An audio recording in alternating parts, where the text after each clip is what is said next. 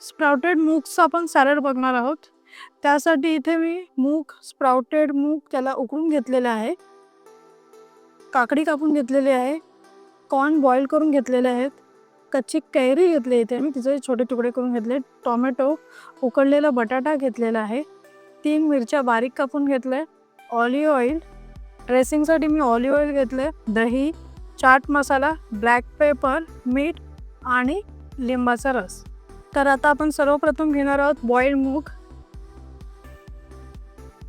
Boiled corn,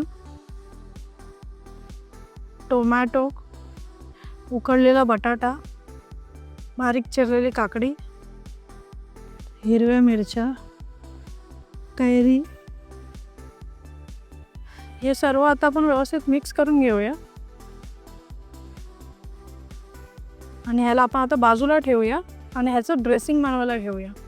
ड्रेसिंगसाठी इथे मी olive oil घेतलेलं आहे, त्यामध्ये आपण आता चाट मसाला घालणार, ब्लॅक पेपर, मीठ, लिंबाचा रस किंवा दही घालून मिक्स करून घेऊया. हे ड्रेसिंग आता आपण आपल्या सॅलडमध्ये टाकून घेऊया. ड्रेसिंग आपण सर्व सॅलडला व्यवस्थित लावून घेऊया, व्यवस्थित ते मिक्स करून घेऊ. छान आपल्या सॅलडला कोथिंबीरीने गार्निश करून घेऊ.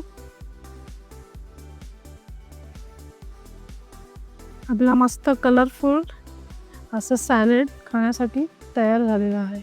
अशा प्रकारे झटपट व पौष्टिक असं आपलं स्प्राउटेड मुगाचं म्हणजे मोड आलेल्या मुगाचं सॅलड तयार आहे.